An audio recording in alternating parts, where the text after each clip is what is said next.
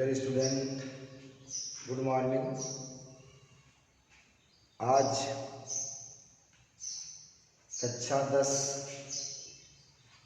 का जो टॉपिक चल रहा था उसका तीसरा वीडियो के लिए आज का लेक्चर होगा।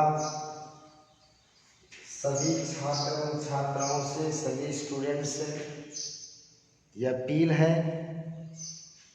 कि घर पर रहकर लॉकडाउन का पालन करते हुए अपनी पढ़ाई पे अत्यधिक ध्यान दें और प्रत्येक वीडियो के साथ नोट्स बनाते चलें ताकि आपको पढ़ने में आसानी हो। पिछले टर्म पर टाइप्स ऑफ साल्ट, लवण का प्रकार मैं बता रहा था। उसमें 2 लवण के टाइप्स का डिटेल्स मैंने दिया था, कॉमन साल्ट और एसिडिक साल्ट। आज मैं उसी को आगे प्रोसीड करता हूँ। तीसरा है बेसिक साल्ट। क्या है? बेसिक साल्ट, क्षारीय लवण इसको कहा जाता है। बड़ा आसान। आइए देखें कि बेसिक साल्ट किसे कहते हैं। जैसे MgOH twice plus HCl, magnesium hydroxide और HCl की रिएक्शन कराएंगे तो जो लवण बनेगा MgOH Cl प्लस H2O। इस लवण में OH की मात्रा दिखाई दे रही है। ऐसा लवण जिसमें OH उपस्थित होता है उसे बेसिक साल्ट कहते हैं। इसको डिफाइन कैसे करेंगे? इसका मतलब क्या हुआ? यहाँ पर मैग्नीशियम हाइड्रोक्साइड के OH का पूर्ण उदासीनीकरण नहीं हुआ है। There is no complete neutralisation found here. तो डिफाइन कैसे करेंगे?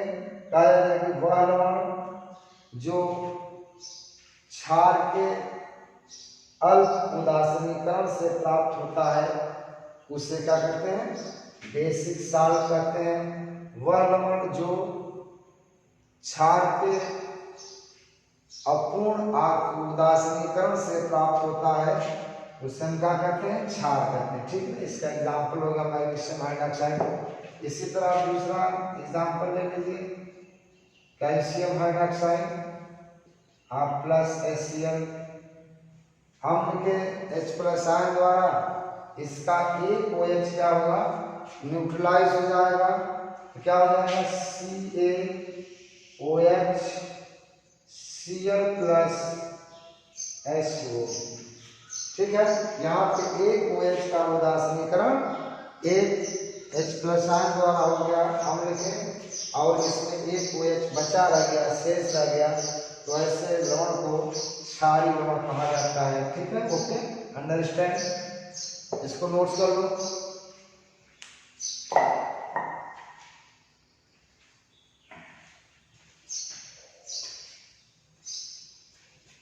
ओके, रफ कर दूं? ठीक। अब तीसरा चौथा साल मैंने जो लिखाया था वो मिश्रित लवण होता है, उसको मिक्स्ड साल्ट कहते हैं। क्या कहते हैं? मिक्स्ड साल्ट कहते हैं, मिश्रित लवण। बड़ा आसान। जैसे ब्लीचिंग पाउडर है CaOCl प्लस Cl या इसी को CaOCl2 भी लिखा है। एक्चुअली इसका केमिकल फार्मूला ऐसा है, कैल्शियम हाइपोक्लोराइड, कैल्शियम क्लोरोहाइपोक्लोराइड इसका केमिकल नेम है। इसको पानी में डालेंगे तो CaOCl minus ion plus Cl minus ion इन आयनों ये टूट जाएगा। अब देखिए इस आयनों में दो प्रकार के आयन हैं, OCl माइनस और Cl माइनस। OCl माइनस को हाइपोक्लोराइड आयन कहते हैं और Cl माइनस को क्लोराइड आयन कहते हैं। तो इसकी डिफिनीशन क्या होगी? कहा जाता है कि वह लवण जो एक या एक से अधिक प्रकार के वह लवण जो एक से अधिक प्रकार के धनायनों या ऋणायनों द्वारा बना होता है उसे हम क्या कहते हैं? मिक्स्ड साल्ट कहते हैं, मिश्रित लवण कहा जाता है इसको।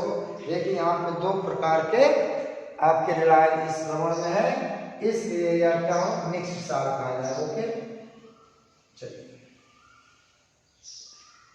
अब चौथा पांचवा जो लवण है उसको द्वीप लवण कहते हैं, डबल साल्ट।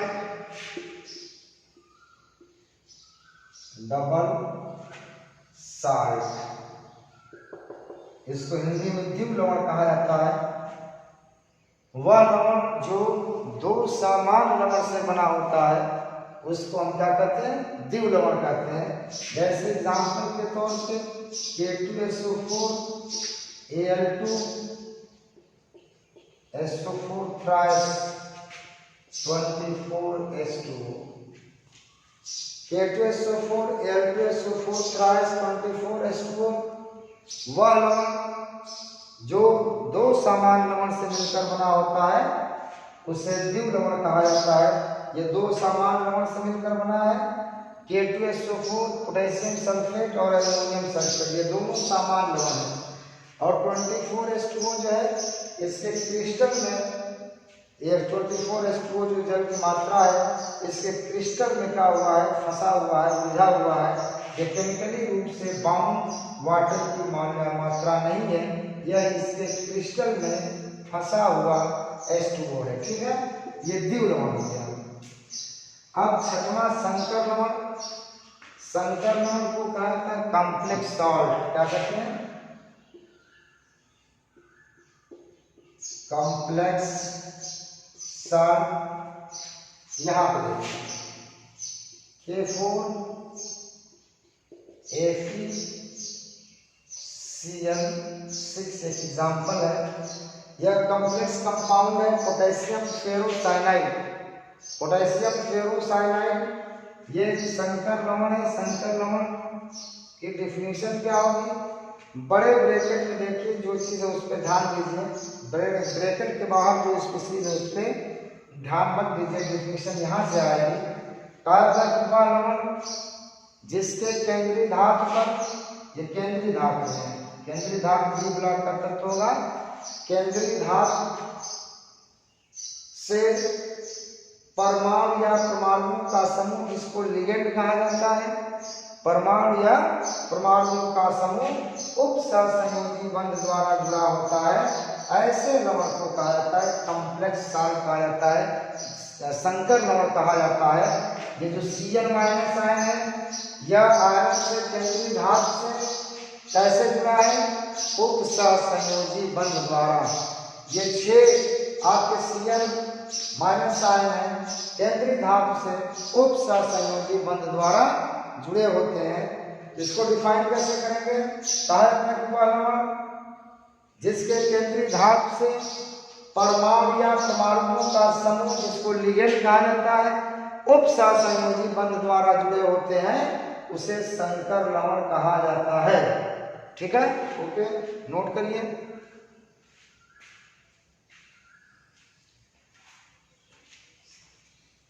एक और example, tetraammine copper sulphate CuNH3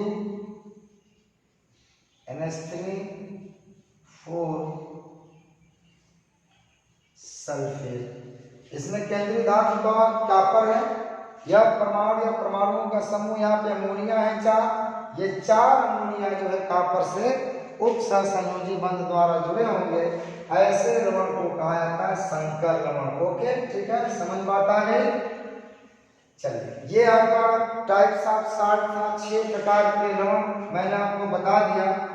अब इसी में एक आर्टिकल है बड़ा इंपॉर्टेंट जिसको लवण का जल अपघटन कहते हैं, अंग्रेजी में कहा जाता है साल्ट हाइड्रोलिसिस।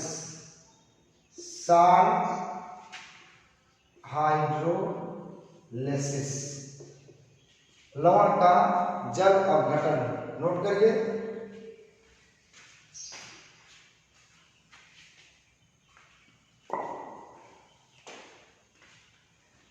लवण का जल अपघटन साल्ट हाइड्रोलिसिस क्या होती है? बड़ा आसान है। जैसे कोई लवण ले लीजिए, पहले इसको समझ लीजिए आप, डिफिनेशन बाद में। ये देखिए सोडियम एसिटेट है या एसिड और NaOH से बना हुआ लवण है, ठीक है। इसको जल में आप डालेंगे तो लवण जो होता है या प्रबल विद्युत अपघट्ट होता है, जो अपने आयनों में 100% क्या हो जाएगा, जल में टूट जाएगा, ठीक है। जल में वाटर के मॉलिक्यूल भी, कुछ मॉलिक्यूल इसके H+ आयन और OH- आयन में ये भी टूट जाएंगे।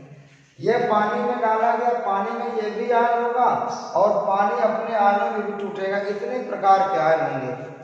लवण का जो विलायन है जल के धनायन से, लवण का जो धनायन है जल के ऋणायन से क्या करेगा, रिएक्शन करेगा। यहाँ पर देखिए NaOH बनेगा, लेकिन ये प्रबल है, क्षार प्रबल है, तो कहा जाता है इसका जल अपघटन नहीं होगा। तो कहा जाता है कि लवण का वह आयन जो जल से विक्रिया करके प्रबल अम्ल या प्रबल क्षार बनाते हैं, ऐसे लवण का जल अपघटन नहीं होता है। ये रिएक्शन होगा ही नहीं, क्या है, ये रिएक्शन होगा ही नहीं। रिएक्शन क्या होगा, CH3COO- H+ आयन और ये हो जाएगा CH3COOH, एसिटिक एसिड। यह दुर्बल अम्ल है, क्या है। अभी मैं दुर्बल प्रबल अम्ल को बता दूंगा, कौन से दुर्बल अम्ल है कौन से प्रबल अम्ल है, तो आपको समझने में क्या होगी, आसानी होगी। Na+OH- आयन, ये रिएक्शन होगा ही नहीं, क्योंकि ये रिएक्शन करेगा तो प्रबल क्षार बनेगा और ऐसे लवण के आयन का जल अपघटन नहीं होता है जो जल से रिएक्शन करके प्रबल अम्ल या प्रबल क्षार बनाते हैं। तो लवण के किस आयन का जल, कौन सा आयन केवल जल से रिएक्शन किया है, एसीटेट आयन किया। क्या किया है, एसीटेट आयन किया है। केवल इसी का, लवण का इसी आयन का जल अपघटन होगा। तो कुछ लवण ऐसे होंगे जिसमें लवण का ऋणायन जल से रिएक्शन करेगा, कुछ लवण ऐसे होंगे जिसमें लवण का केवल धनायन जल से रिएक्शन करेगा, कुछ लवण ऐसे होंगे जिसमें लवण का धनायन और ऋणायन दोनों जल से रिएक्शन कर सकता है। ये साल्ट के टाइप्स पर निर्भर करता, आगे मैं बताऊंगा। तो ये जो एक्सरसाइज दिया है इसका फाइनल रिएक्शन क्या होगा, एसीटेट आयन, जल से रिएक्शन कौन कर रहा है, एसीटेट आयन। तो यहाँ पर लिखेंगे H2O, H2O जब लिखेंगे रिएक्शन बनेगा तो क्या होगा, CH3COOH प्रोडक्ट बनेगा और प्लस बन जाएगा OH- आयन। देखिए OH- आयन, H+ आयन से रिएक्शन कर दिया, बचा क्या चीज, OH- आयन, ठीक है, ओके। तो इस तरह से अब देखिए डिफिनेशन इसकी क्या होगी, कहा जाता है कि लवण का वह आयन, चाहे लवण का धनायन या ऋणायन या दोनों जल से विक्रिया करके माध्यम को अम्लीय, क्षारीय या उदासीन बना देते हैं, तो इसे क्या कहते हैं, लवण का जल अपघटन कहते हैं। और समझ, यहाँ पे देखिए माध्यम कैसा बचेगा, इस रिएक्शन में क्या बचा है, OH- आयन बचा है, इसलिए इस लवण के जलीय विलयन का माध्यम कैसा होगा, क्षारीय होगा। OH आयन जिसमें रहता है वो क्षार रहता है, H+ आयन जिस विलयन में रहता है वो अम्ल रहता है।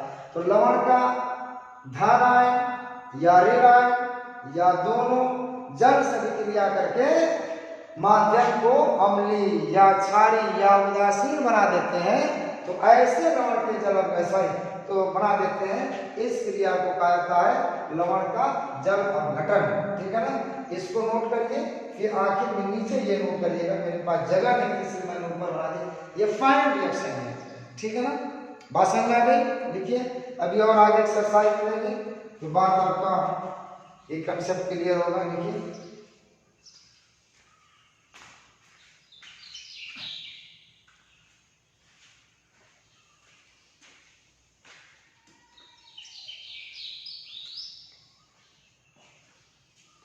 हो गया, ओके। थोड़ा टाइम कम लिया करिए, वीडियो का बैक करके नोट्स बना सकते हैं, थोड़ा टाइम सेविंग हो जाएगा। ठीक है, अब देखिए लवण का जल गठन, लवण के टाइप्स के आधार पर कई प्रकार के होते हैं। तो पहला मैं लिखता हूं heading and types of salt hydrolysis, क्या हो जाएगा टाइप्स ऑफ साल्ट हाइड्रोलिसिस। पहला प्रबल अम्ल, दुर्बल अम्ल,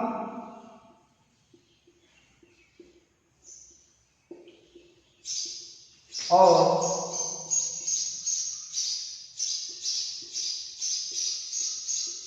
प्रबल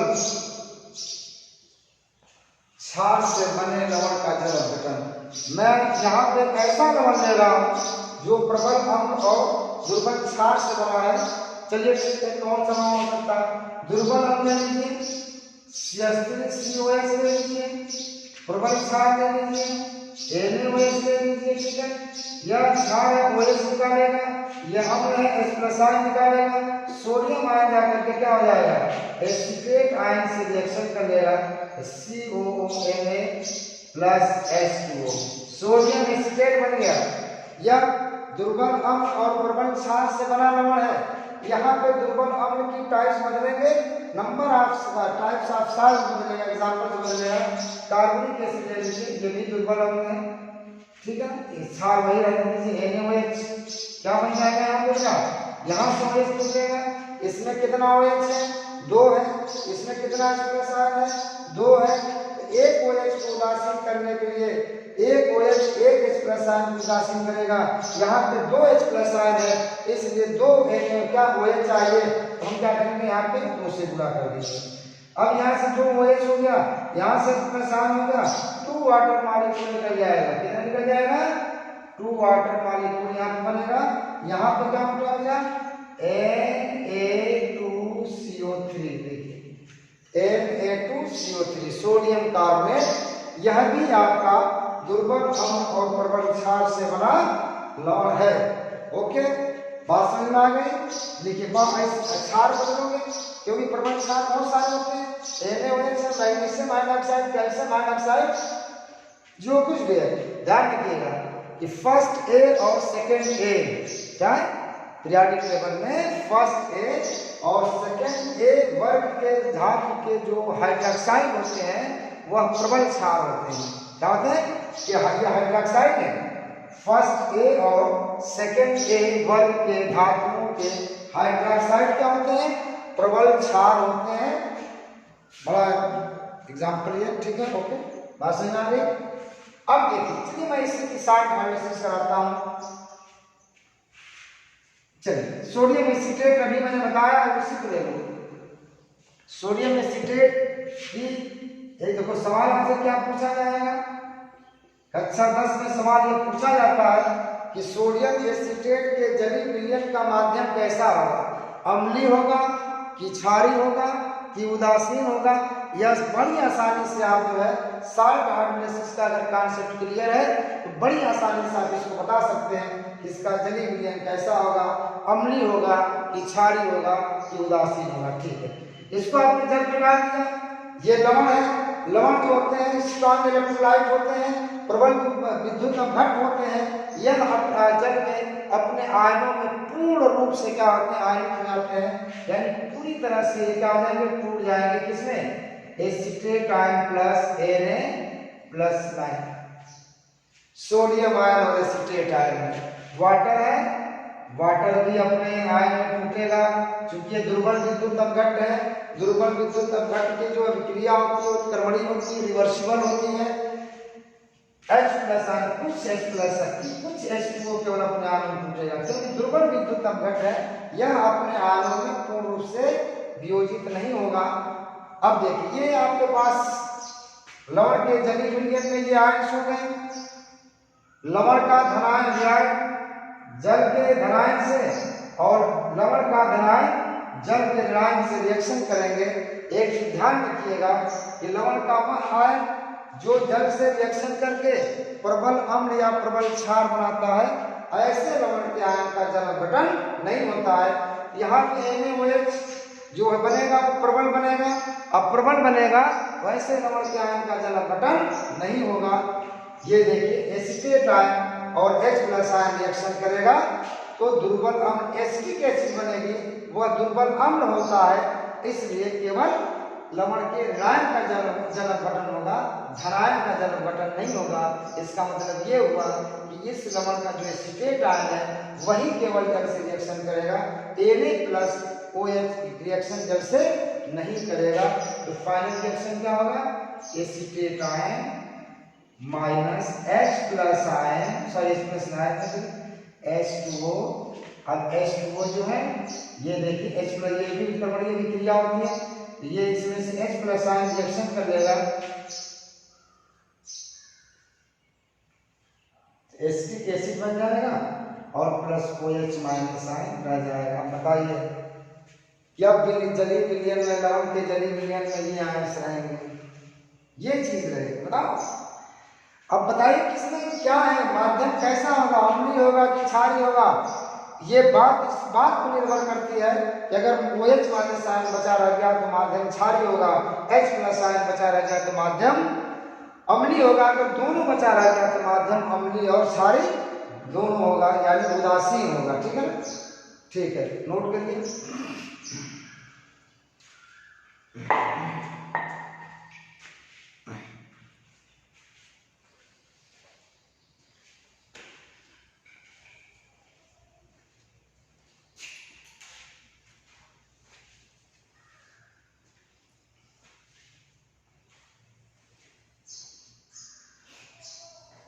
ओके, हो गया? चलिए आइए देखिए, एक पॉइंट इसमें नोट करके लिखेंगे कि लवण का वह आयन जो जल से विक्रिया करके प्रबल अम्ल या प्रबल क्षार बनाता है, जल से विक्रिया करके प्रबल अम्ल या प्रबल क्षार बनाता है, ऐसे लवण के आयन का जल अपघटन नहीं होता है। ऐसे लवण के आयन का जल अपघटन नहीं होता है। अब देखिए इस प्रकार के लवण में लवण के ऋणायन का जल अपघटन हुआ है, इसलिए इसे कैटायनिक हाइड्रोलाइसिस भी कहा जाता है। अगली बात सुनो, देखो इसे देखो कि इस प्रकार के लवण में, इस प्रकार के लवण में लवण के ऋणायन का जल अपघटन होता है, लवण के ऋणायन का जल अपघटन होता है, इसलिए इसे कैटायनिक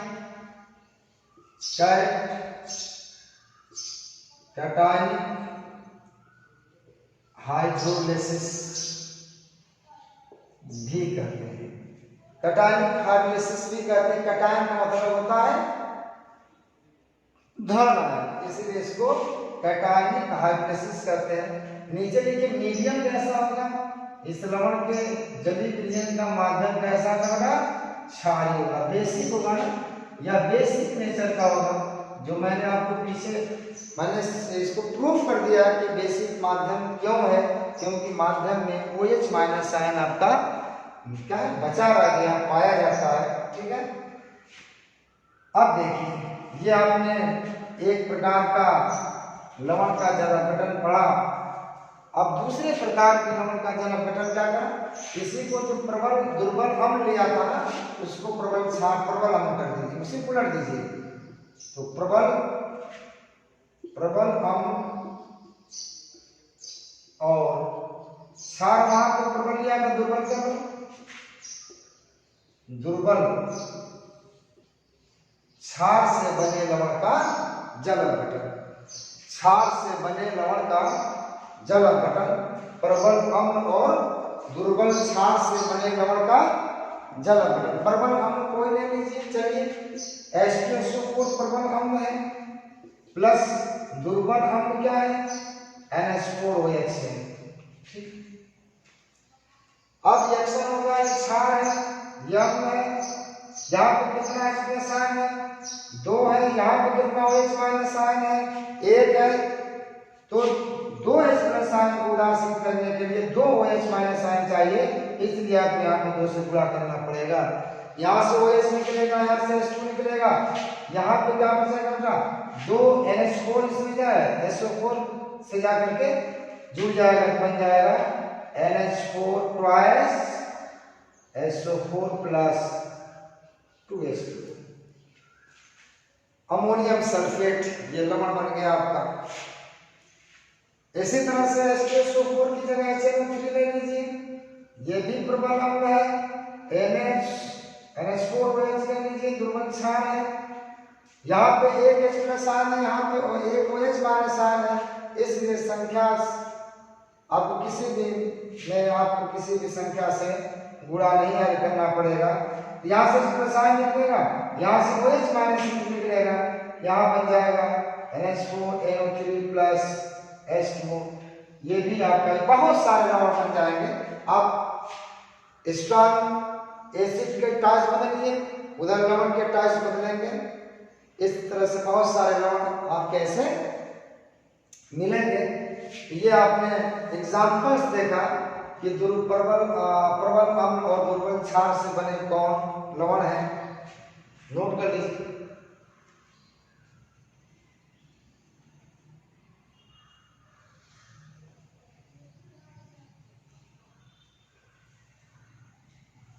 नोट कर लीजिए। ओके, हो गया? चलिए इसी को मैं ले लेता हूं, अमोनियम सल्फेट को ले लीजिए।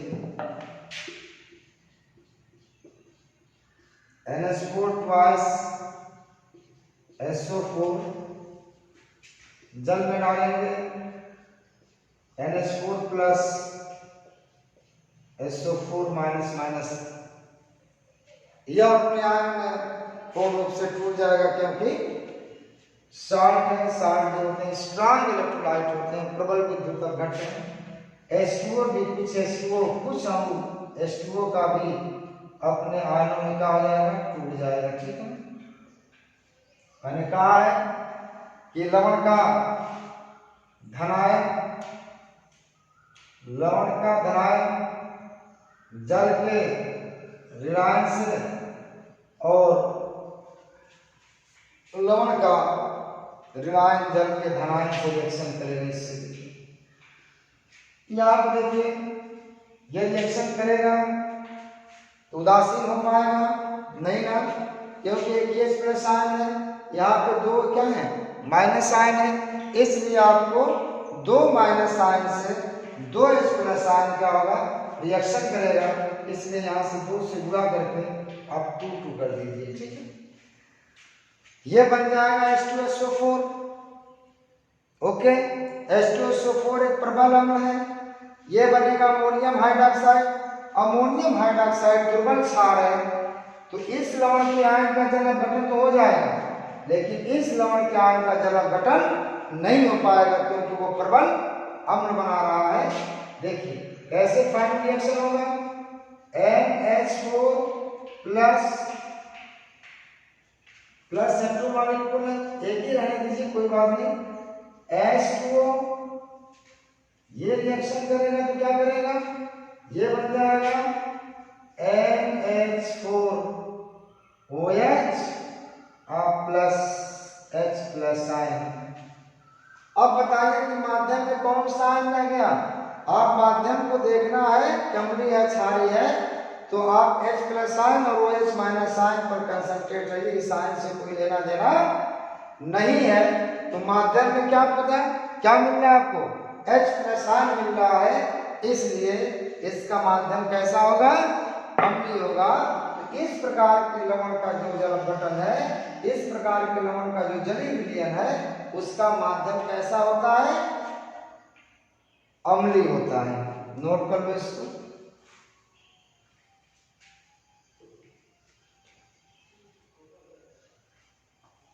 ये आप सभी से हार्डली अपील मैं करता हूं कि आप पढ़ाई को अपना प्राइमरी वर्क बना लीजिए, क्योंकि इस कंपटीशन की दुनिया में बहुत गंभीरता से अगर पढ़ाई कॉन्स्टेंटली अगर आगे चलेगी तो आगे चल करके सफलताएं आपको मिल सकती हैं। लेकिन अगर आप सिस्टमेटिक पढ़ाई नहीं करते हो, ज्ञान नॉलेज अगर आपके पास नहीं है, इस कंपटीशन की दुनिया में आपको सफलता मिलना मुश्किल होगी। सफलता पाने में आपको कठिनाइयां बहुत झेलनी पड़ेंगी। हो सकता है कि भविष्य आपका अधर करा जाए। इसलिए मैं सभी छात्रों छात्राओं से विनती करता हूं कि आप ऑनलाइन क्लास से जुड़ जाएं और ये समझिए कि आप क्लासिंग कर रहे हो, स्कूलिंग कर रहे हो, क्लास में जा रहे हो, आपको डेली नोट्स मिल रहे हैं, डेली लेक्चर मिल रहा है। आप नोट्स बनाइए, नोट्स को डेली रिवाइज करिए, घूमिए, इसके अंदर आप क्या करिए, मिक्सअप हो जाइए, चीज़ों को समझिए, कॉन्सेप्ट क्लियर करिए। बहुत आसान, अगर सिस्टमेटिक पढ़ाई करते हैं तो समझने में कोई दिक्कत नहीं होगी। ठीक है, तो इसमें एक पॉइंट लिखा जाएगा कि इसमें किस प्रकार के लवण का आयन का जल अपघटन हो रहा है, धनायन का। किसका हो रहा है?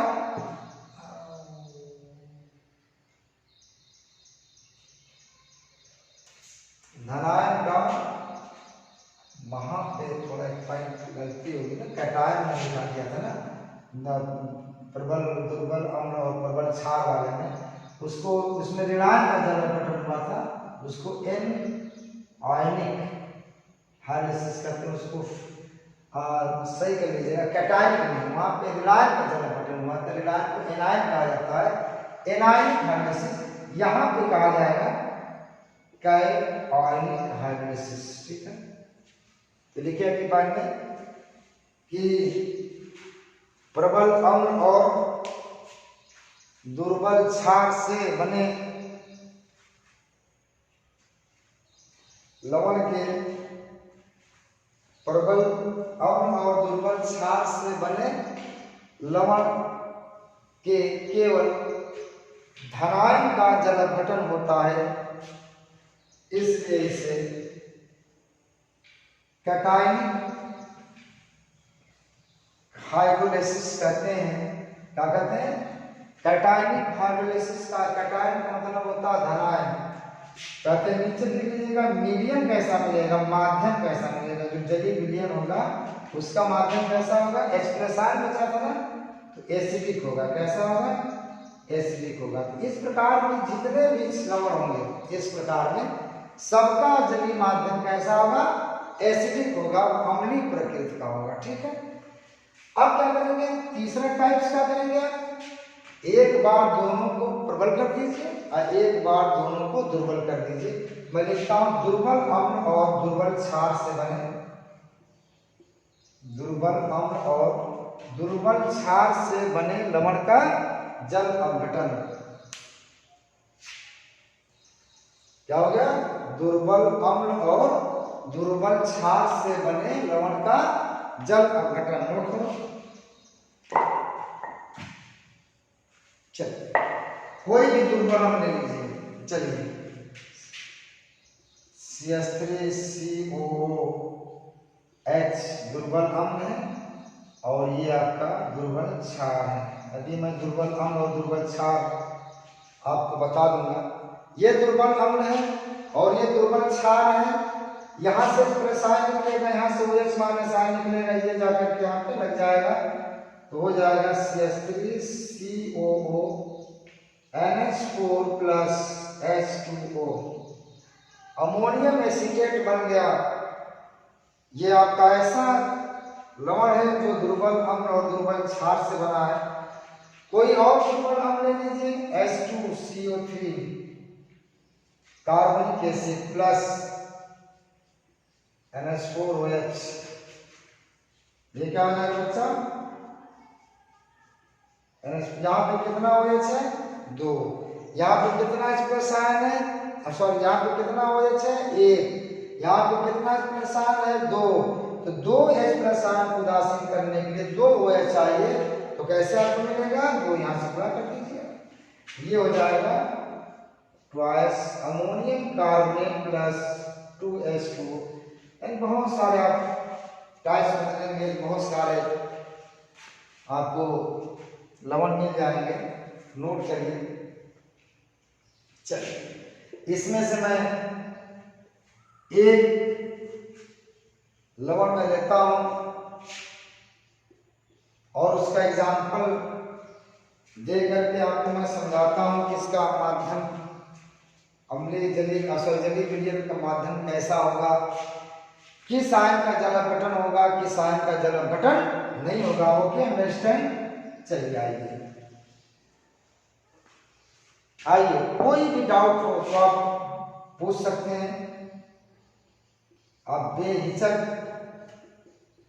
आप क्वेश्चन कर सकते हैं। नहीं समझ में आती है तो उसको आप पूछने की हैबिट डालिए, क्योंकि सवाल करना और सवाल ना करना इनके बीच में बड़ा डिफरेंस है। सवाल करने वाला छात्र ये इंडिकेट करता है कि वो पढ़ाई करना चाहता है, पढ़ाई कर रहा है, सीखना चाहता है। आज सवाल नहीं करने वाले छात्र से पूरी ये बात स्पष्ट हो जाती है कि वो लड़का पढ़ाई के टच में नहीं है, वो प्रॉपरली स्टडी नहीं कर रहा, इसलिए कोई प्रॉब्लम उसको नहीं पता चल रही है, क्योंकि पढ़ ही नहीं रहा तो प्रॉब्लम कहाँ से मिलेगी? प्रॉब्लम उसको मिलती है जो पढ़ता है, और जो पढ़ता है वो पूछता है, और पूछता है तो वो सीखता है।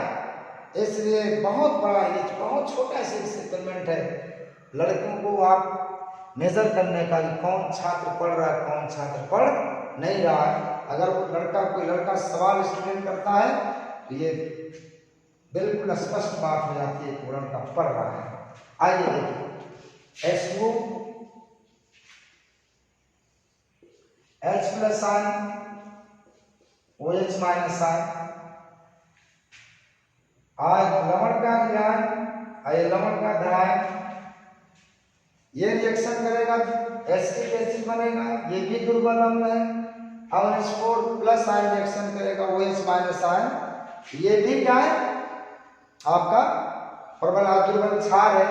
इसलिए इस तरह से यहाँ पे दोनों आयन का जब गठन होगा तो रिएक्शन क्या निकल जाएगा? Final reaction acetate ion plus NH4 plus H2, इसका मतलब primary reaction, reversible reaction CH3COOH plus NH4OH। Note करिए, नोट।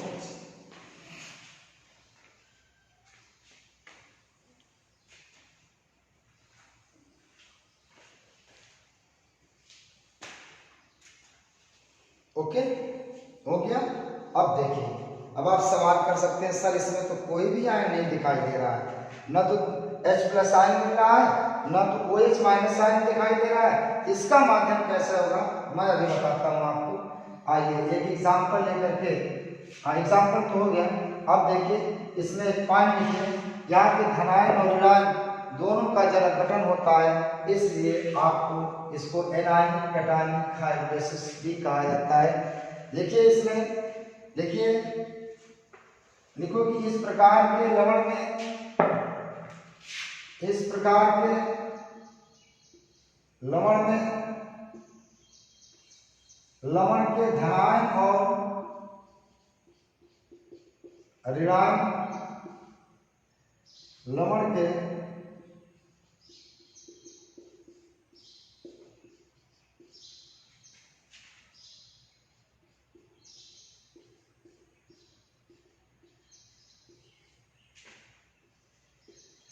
ऋणायन और धनायन दोनों का जल अपघटन होता है, इसलिए इसे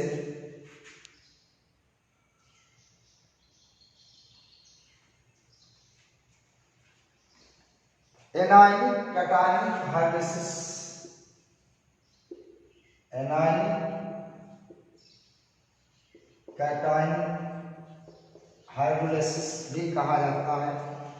ओके, यहाँ पे मैंने कहा था कि इसके जलीय विलयन में न तो इसमें साइन दिखाई दे रहा है, न तो OH माइनस साइन दिखाई दे रहा है। तो आप इसको कैसे बताओगे इसके लवण की काम जलीय विलयन कैसा इसका है, अम्लीय है कि क्षारीय है कि उदासीन है। Kb बराबर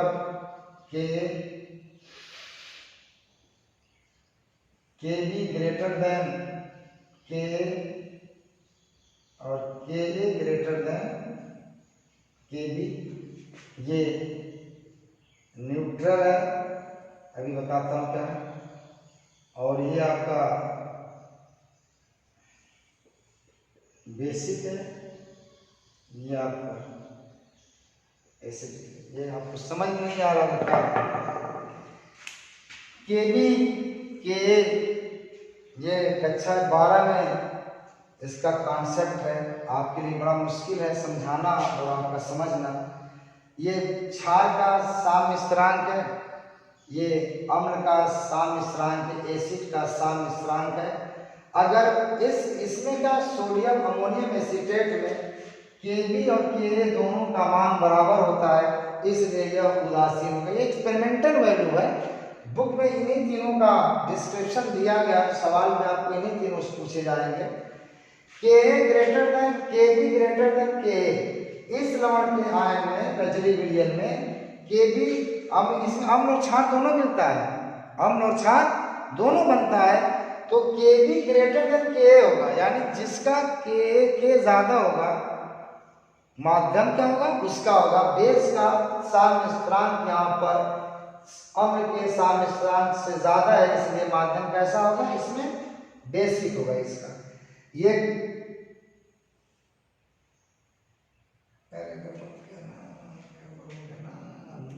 अमोनियम फॉर्मेट ना,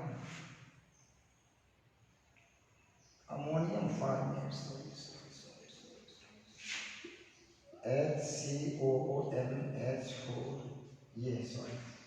यहाँ पे आप इसका जब आप गठन कराएंगे तो आपको जलीय विलयन में अम्ल और क्षार दोनों मिलेगा। अभी मैंने करा के बताया था, इसका जो आप एसिटिक एसिड और NH4OH मिला था।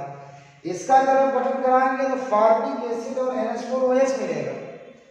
तो इस कंडीशन में Ka का मान Kb से ज्यादा होता है, K यानी अम्ल का सामिश्रांक ज्यादा है किसके, क्षार के सामिश्रांक से, इसलिए इसका माध्यम कैसा होगा, एसिडिक होगा। यह आपको याद करना पड़ेगा।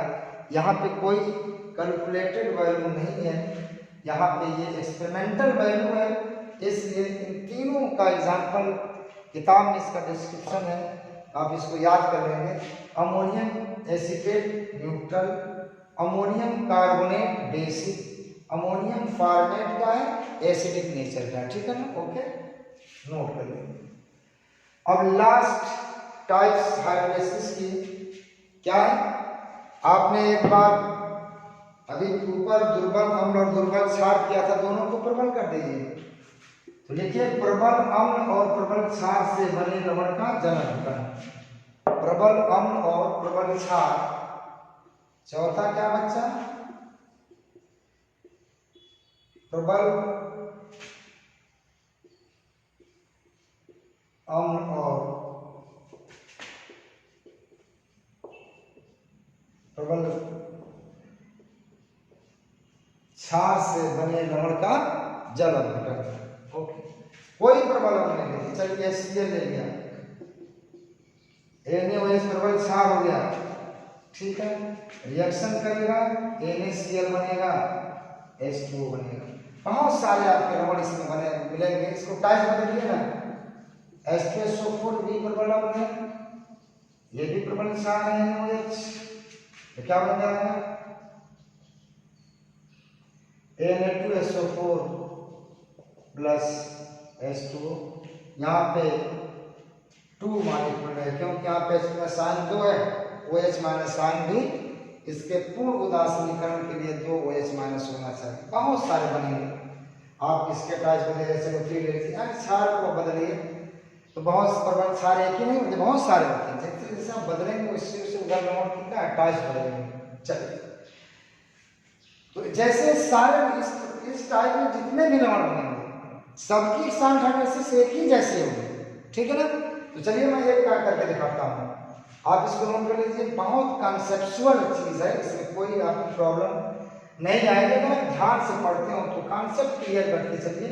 आइए इसको मिटा दीजिए, इसको जो है रफ कर दीजिए। अगर आप नहीं कर पाते तो वीडियो को बैक करके आप कर सकते हैं, टाइम थोड़ा सेविंग हो जाएगा। NaCl Na plus Cl minus, जल भी अपने आयनों में टूटेगा, H प्लस आयन और OH माइनस आयन। ये ठीक है, इधर थोड़ा सा सामने लिख दो, ठीक है। OH minus ion plus H plus ion.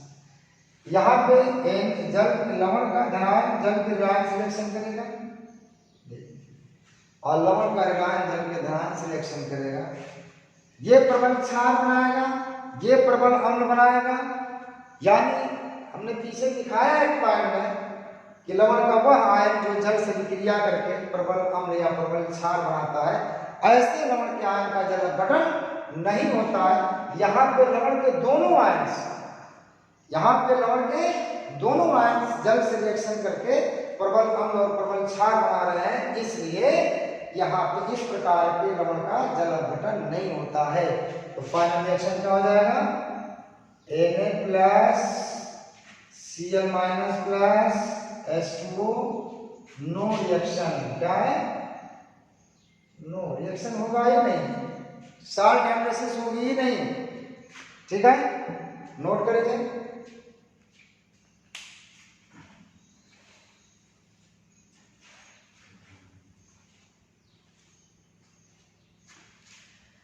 ठीक, अब देखिए बाहर निकाल क्या जाएगा कि प्रबल अम्ल और प्रबल क्षार से बने लवण के किसी भी आयन का जल अपघटन नहीं होता है, अर्थात इस प्रकार के लवण का जल अपघटन नहीं होता। लिखिए, लिखो कि प्रबल अम्ल और प्रबल क्षार, प्रबल अम्ल और प्रबल क्षार से बने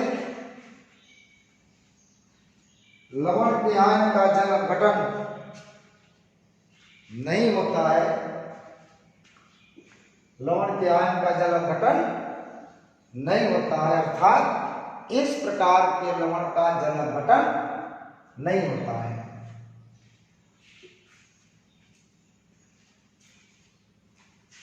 इस प्रकार के लवण का जल अपघटन नहीं होता है। माध्यम कैसा होगा? माध्यम में ये भी बचा है, माध्यम में ये भी बचा है, माध्यम उदासीन होगा। क्या होगा? लिखिए लीजिए, माध्यम बराबर न्यूट्रल, उदासीन। तो ये सवाल जो आपका कक्षा 10 में पूछा जाएगा इसी प्रकार का, कि माध्यम पूछा जाता है कि किस लवण के जलीय विलयन का माध्यम पर, जैसे मैं एग्जांपल दे रहा हूँ K2SO4, ये अगर दे दिया गया सवाल एग्जाम में और पूछा जाए कि इसका जलीय विलयन कैसा होगा, अम्लीय होगा कि क्षारीय होगा कि उदासीन होगा, तो इसकी एक ही मेथड आपके पास है, साल्ट हाइड्रोलाइसिस करानी बड़ी आसानी से आप बता देंगे। यहाँ पे देखिए, यहाँ पे K एक प्लस होता है, K2 प्लस मत दिखेगा, 2K प्लस, क्योंकि पोटेशियम की बाहरी कक्षा में एक इलेक्ट्रॉन होता है और एक इलेक्ट्रॉन, एक पोटेशियम है तो इलेक्ट्रॉन त्यागेगा, एक प्लस आएगा, 2K प्लस। क्या है? यानी K प्लस कितना होगा? 2 होगा। आप प्लस इससे क्या चार्ज होगा बेटा? 2, क्योंकि 2 धनायन है तो 2 ऋणायन भी होगा। H2, इसका भी आयन होगा, इसको रहने दीजिए। अब ये कर लेते हैं, H plus ion, OH minus ion plus H plus ion. ठीक, यहाँ पे 2 ऋण है, ये धनायन से रिएक्शन करेगा, यहाँ पे रिएक्शन होगा नहीं। ये देखिए KOH बनेगा, ये KOH प्रबल क्षार है, ये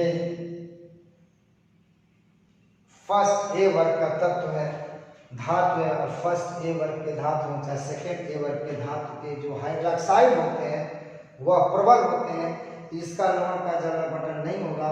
H2SO4 ये बनाएगा, इसका भी लवण का जल अपघटन नहीं होगा। माध्यम में क्या बचेगा? OH minus ion H plus ion. ये तो रिएक्शन किया नहीं, इसलिए माध्यम कैसा होगा? उदासीन होगा। इस प्रकार के लवण के जलीय विलयन का माध्यम कैसा होगा? एसिडिक नेचर का, सॉरी न्यूट्रल नेचर का, उदासीन होगा।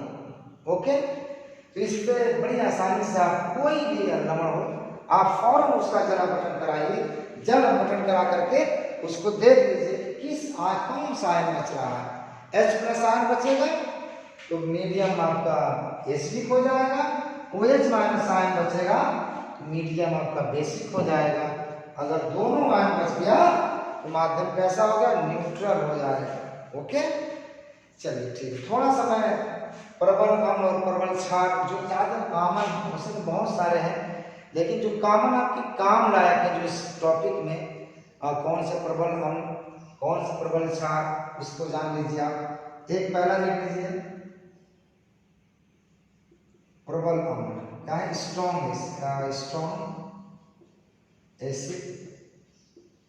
स्ट्रॉन्ग एसिड में देखिए HCl hydrochloric acid, HNO3 nitric acid, H2SO4 sulphuric acid, H3PO4 phosphoric acid. ये प्रबल अम्ल है, स्ट्रॉन्ग एसिड है। अब लिख लीजिए वीक एसिड कौन कौन से हैं? Weak acid H2CO3 carbonic acid, H2S hydrogen sulphide, acetic acid. होते तो बहुत सारे हैं लेकिन जो आपको यूज होने हैं वो आप जान लीजिए। फार्मिक एसिड, एसिटिक एसिड और फार्मिक एसिड। तीसरी पॉइंट में स्ट्रॉन्ग बेस कौन है बेटा? स्ट्रॉन्ग बेस देखिए फर्स्ट ए एंड सेकेंड ए वर्ग के धातु के हाइड्रोक्साइड। ध्यान रखिएगा, आपको पीरियोडिक टेबल पढ़ाऊंगा तो मैं फर्स्ट है सेकेंड है। फर्स्ट है में कौन कौन से तत्व को रखा गया, इसमें कौन कौन से रखा गया? इसमें लिथियम है, सोडियम है, पोटेशियम है, रुबिडियम है, सीजियम है, फ्रेंशियम है। ठीक है, और इसमें आपका बेरिलियम है, मैग्नीशियम है, कैल्शियम है, स्ट्रोंटियम है, बैरियम है और रेडियम है। जिनके जितने भी हाइड्रोक्साइड हैं, और हाइड्रोक्साइड बनाना बहुत आसान है। इनके बाहरी कक्षा में एक इलेक्ट्रॉन, सबके बाहरी कक्षा में एक इलेक्ट्रॉन त्यागेगा, एक प्लस आएगा। OH में कितना माइनस होता है? एक होता है। इनके फार्मूले में कितना OH रहेगा? एक OH रहेगा। इनके बाहरी कक्षा में 2 इलेक्ट्रॉन होता है, 2 इलेक्ट्रॉन त्यागेगा तो कितना पॉजिटिव चार्ज आ जाएगा? 2 आएगा। अगर इससे हाइड्रोक्साइड जुड़ेगा तो कितना हाइड्रोक्साइड OH जुड़ेगा आकर के? एक नहीं 2। क्यों? क्योंकि OH के माइनस से, जैसे बेरिलियम है, बेरिलियम का हाइड्रोक्साइड का फार्मूला देखिए 2 प्लस है ना। OH जब जुड़ेगा तो हाइड्रोक्साइड बनेगा, OH में 1 माइनस होगा, 1 माइनस जब आएगा इसका 1 प्लस उदासीन होगा। और इस तरह से ये अणु जो है अभी उदासीन नहीं है। अणु उदासीन होते हैं और अणु को उदासीन करने के लिए, इसके धनायन को उदासीन करने के लिए 2 OH आएगा, बेरिलियम हाइड्रोक्साइड OH2। इस तरह से जितने भी हाइड्रोक्साइड हैं सबके हाइड्रोक्साइड में 2 OH रहेगा। इनके सबके हाइड्रोक्साइड में 1 OH स्ट्रॉन्ग बेस है। ओके, इतना आप याद रखेंगे। और वीक बेस,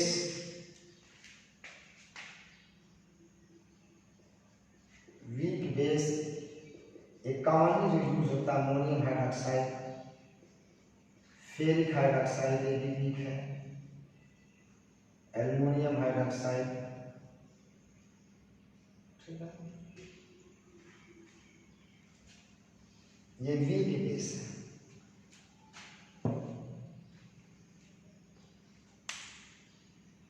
तो आज का लेक्चर बस इतना ही। नेक्स्ट वीडियो में मैं पीएच क्या होता है उसके बारे में बताऊंगा। व्हाट इज पीएच, बड़ा इम्पोर्टेंट है। इस वीडियो को आप बेसब्री से इसका इंतजार करिए। उस दिन पीएच और इंडिकेटर सूचक मैं बताऊंगा। तो अपना इसी के साथ आज का क्लास यहीं पे समाप्त होता है। लॉकडाउन में अपने परिवार का और अपने देश का ध्यान रखते हुए अपनी पढ़ाई को, यानी एक तरह से मेरा मैसेज है कि लॉकडाउन का पूर्ण रूप से अपने भी पालन करवाओ, अपने परिवार से भी करवाओ, और हो सके तो अपने गांव, घर, अगल बगल सभी लोगों को ये संदेश दीजिए कि लॉकडाउन का पूर्णतः पालन करें, क्योंकि इस महामारी से कैसे बचा जा सके ईश्वर सबको सुरक्षित रखें। ठीक है ना? Okay, thank you.